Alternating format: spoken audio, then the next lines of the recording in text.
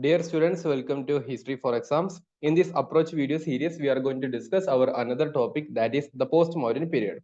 So far, we have discussed from the Stone Age till this completion of Mauryan Empire, and after that, we are going to discuss with this Post Mauryan period. So, as part of the discussion, let me draw a beautiful map of our India and just to label some of the Post Mauryan dynasties. The first point is that the period post Mauryan era, there we can see many political dynasties between this 2nd century BC and that continued till 3rd century AD. And after this post Mauryan period, we can see the establishment and development of this Gupta Empire as well. So basically, understand that post Mauryan period is 2nd century BC till 3rd century AD or CE. Now we know one information that the Mauryans ruled in Pataliputra, that is nowadays Bihar region. And after this decline of Mauryan Empire, that is around 185 BC, the last Mauryan king, Brahadratha, he was killed by his own minister named Pushyamitra Sunga, and this Pushyamitra Sunga is going to establish this Sunga dynasty. So the first dynasty immediately after the decline of Mauryan Empire was Sunga dynasty, and we have the founder as Pushyamitra Sunga. Pushyamitra Sunga. Okay, Pushyamitra Sunga. And this Sunga dynasty ruled for 112 years totally. And after them, what we can see, Vasudeva Kanva is going to establish his Kanva dynasty in the particular area itself.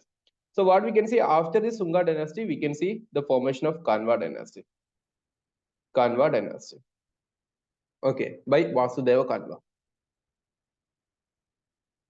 In the same region, Pataliputra. And not one particular information that these two dynasties, Sungas as well as Kanvas, they had some kind of special points, like they had the revivalism of Hinduism or Brahmanism, Brahmanical tradition. So during their period, the Hinduism got revived or Brahmanical domination again reached into power. Such kind of things. So at the same time, we can see in this Odisha region, we had something called as this Kalinga, right? This was the region of Kalinga. And Kalinga, we can see some dynasty called as Chedi dynasty, and in which the most important king was King Karavela. King Karavela. Just not these names are something very important. So we are discussing some of the very important major dynasties in this particular post-Mauryan period. Also, just to try to understand, in the southern part of the subcontinent, we have the regions called as ancient Tamilagam. And in this ancient Tamilagam, we can see the development of South Indian history, in which we have the three very important dynasties. One is the Cholas, the Sangam Cholas, the Sangam Pandyas, the Sangam Pandyas, as well as in the central part of Kerala, we can see this Sangam Cheras. Sangam Chera. So these three dynasties, once again, Sangam Chola, Sangam Pandyas, and Sangam Cheras. These three are collectively called as Moovenders, three crowned kings. Moovenders, three crowned kings. So these are some of the very important dynasties. So these are some of the very important dynasties, Moovenders, that is Sangam age, or this period is generally considered as Sangam era. We'll be discussing these topics separately, Sangam age. Okay. At the same time, so far we have discussed Sunga dynasty, Kanva dynasty, Kalinga-based Chedi dynasty, and South Indian Sangam age. And at the same time, we can see in this particular region of central part of India, this region, we can see this particular dynasty called as Shadavana Empire or Shadavanas. These Shadavanas were basically some feudatories of this Mauryan Empire itself. And after the decline of this Mauryan Empire, Shadavanas is going to declare their independence and come into power. And we have the founder as Simuga. Simuga as the founder. And we have many kings in this particular dynasty, like you might know something called as Sadagarni I, Gautamaputra Sadagarni, then Vashishtaputra Sadagarni, King Hala. Such names are there. So names are very important. I'll be explaining what all things you should definitely refer from this unit. So we can see Shadavana dynasty ruled with their capital at Paitan in nowadays Maharashtra region. At the same time, this post-Mauryan period also witnessed some foreign invasions, foreigners. And we can simplify them into like Indo-Greeks, Shagas, Parthians, and Kushanas. That's why learn this order, Iksa Paku. IG for Indo-Greeks, SA for Shagas, PA for Parthians, KU for Kushanas. So these Indo-Greeks are going to come into this particular land. So this is the basic understanding. So after learning this particular map, just to tell me how much this video is useful for you in the comment section. So we have discussed something like the political map of India during this post-Mauryan period. Now for your examination, what are things you should know?